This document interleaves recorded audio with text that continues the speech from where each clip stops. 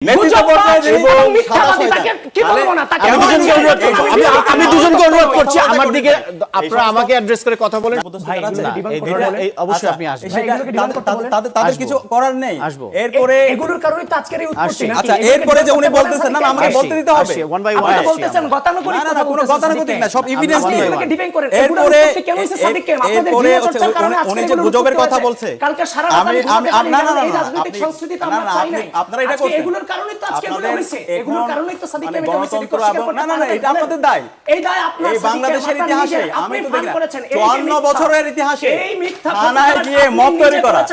এই ভাই এগুলো সিলেলে আচ্ছা আমরা এক এক করে থানায় গিয়ে আমরা এক এক করে শেষ করি। আমরা একটু জীবনের নিরাপত্তার জন্য গিয়েছে। যে সাদিক ভাই আপনি বলেছেন এই নিরাপরাধ শিক্ষার্থীদের উপর এইভাবে ন্যাক্কারজনক হামলা করা, আসবো আপনার সে হামলার করার পর উনি আবার বৈধ দিচ্ছেন না, এটা ঠিক আছে? এটা কি বৈধ? আপনাদের দুজনের কাছে আসবো, আপনি আমাকে আমরা একই সাথে উনি বট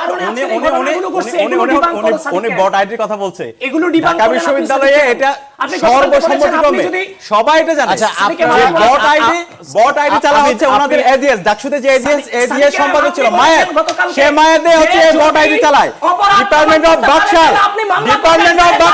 আচ্ছা বাকশাল পরবর্তীতে আমাদের সবাই আবিদুল ইসলাম এই ডিপার্টমেন্ট অফ বাকশাল নামে আমি দুজনকে অনুরোধ করব আমরা একটা শো চালিয়ে নিজে এই মিথ্যা গোটা জাতিকে আমাকে বলতে দিতে হবে, আমাকে বলতে দিতে হবে উনি কি করছেন।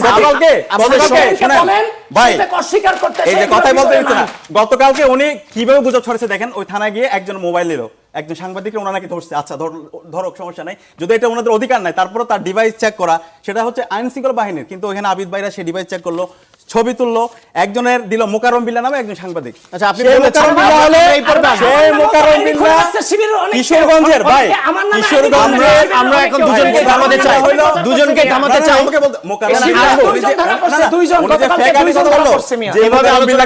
আমরা দুজনের কথা ওনাদের সাথে তাহলে বসা যাবে না।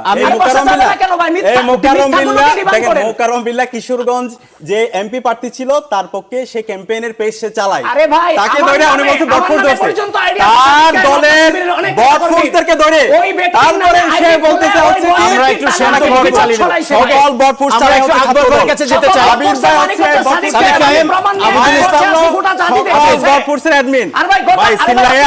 ভাই আমি প্রমাণ নিয়ে আসছি সাদিক কায়েম। সিল্লায়া মার্কেট পাওয়া যায় না, সিল্লায়া মার্কেট পাওয়া যায় না। খান এবং আমি দুজনকে বিনয়ের সাথে অনুরোধ করছি, আমাদের সঙ্গে একজন অতিথি আছে। সাদিক কায়েম আপনি অনেক সময় নিয়েছেন। সাদিক কায়েম ঢাকা বিশ্ববিদ্যালয়ের মাটি থেকে গোটা বাংলাদেশে যেভাবে নোংরামি ছড়িয়েছেন, ঘৃণার চর্চা করিয়েছেন আবিদুল ইসলাম আবিদ, আমরা একটা টক শোতে আছি। ওনার মতো একজন না না সাদিক ভাই আপনি অনেক সময় নিয়েছেন, আপনাকে অনুরোধ করব না, আমাদের সঙ্গে আরেকজন অতিথি আছে। এই মিথ্যা প্রমাণ করেন।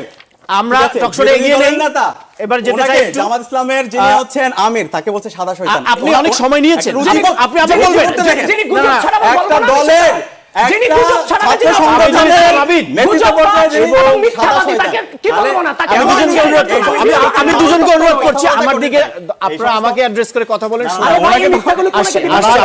আমরা আকবর ভাইয়ের কাছে যেতে চাই।